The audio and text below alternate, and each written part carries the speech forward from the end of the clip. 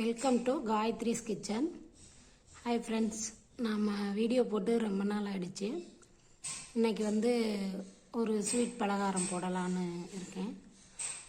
வாங்க வீடியோக்குள்ளே போகலாம். நாம் இன்றைக்கி செய்ய போகிற ஸ்வீட் ரவை கச்சாயம். அதுக்கு என்னென்ன தேவைன்னு பார்க்கலாம் வாங்க. ரவை 1.5 டம்ளர் எடுத்திருக்கேன். மைதா 1.5 டம்ளர், சர்க்கரை 1.5 டம்ளரு, சோடா உப்பு 1 டீஸ்பூனு, உப்பு 1 டீஸ்பூன் எடுத்திருக்கேன். இவ்வளோ தான் இது தேவை. ரவை கச்சாயம் எப்படி செய்யலான்னு பார்க்கலாம். முதல்ல ஒரு பாத்திரம் எடுத்துக்கலாம். அந்த பாத்திரத்தில் நம்ம எடுத்து வச்சுருக்க அந்த ரவையை போட்டுடலாம். போட்டு ரவை முழுகிற அளவுக்கு தண்ணி ஊற்றலாம். தண்ணி ஊற்றி கொஞ்சம் நல்லா கிண்டி விடுங்க.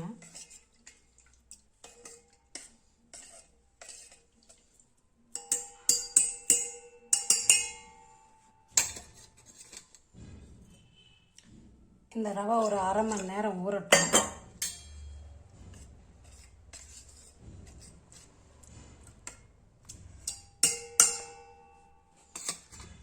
அரை மணி நேரம் கழித்து பார்க்கலாம் இருங்க.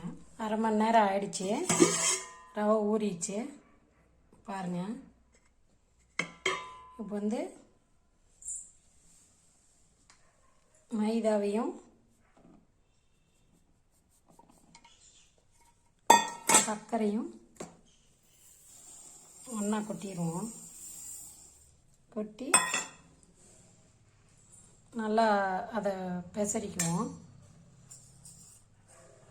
இந்த ஈரமே போதும், தண்ணி ஊற்ற வேணாம். இதே நல்லா வந்துடும். மாவு பாருங்கள். மாவு, சர்க்கரை, ரவை பெசரி வச்சிட்டேன். ஒரு 10 நிமிஷம் ஊறட்டும். சோடா உப்பும் தூள் உப்பும் ஒரு 10 நிமிஷம் கழித்து போட்டு கிண்டிடுவோம். ஒரு வாணலி அடுப்பில் வச்சு எண்ணெய் ஊற்றி சூடு பண்ணிக்கோங்க. எண்ணெய் காயிட்டோம். அதுக்குள்ளே நம்ம மாவில் உப்பு, சோடா உப்பு 2ம் போட்டு பிசைவோம். இப்போ சோடா உப்பும் தூள் உப்பும் அதில் போட்டுக்கலாம். போட்டு இப்போ பெசரி இதை அப்படியே பெசரிக்கலாம்.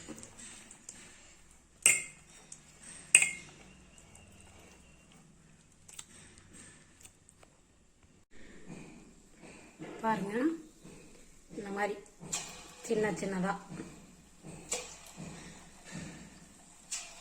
எண்ணெய் நல்லா சூடு ஏறிச்சு.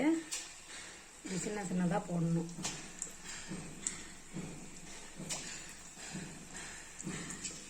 பிள்ளைங்க ஸ்கூல்லேருந்து வந்தோன்னே செஞ்சு கொடுத்தீங்கன்னா ஆசையாக விரும்பி சாப்பிடுவாங்க. அவ்வளோதாங்க. ரொம்ப ஈஸியான வேலை. சாப்பிடவும் நல்லாயிருக்கும்.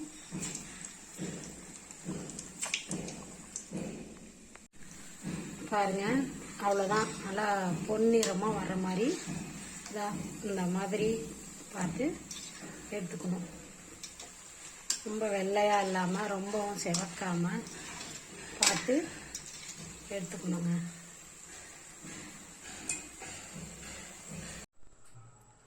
அவ்வளவுதாங்க. ரவை கச்சாயம் ரெடி ஆகிடுச்சு. நீங்கள் செஞ்சு சாப்பிட்டு பார்த்துட்டு பிடிச்சிருந்தால் லைக் பண்ணுங்கள், ஷேர் பண்ணுங்கள், கமெண்ட் பண்ணுங்கள். ஓகே, பாய்.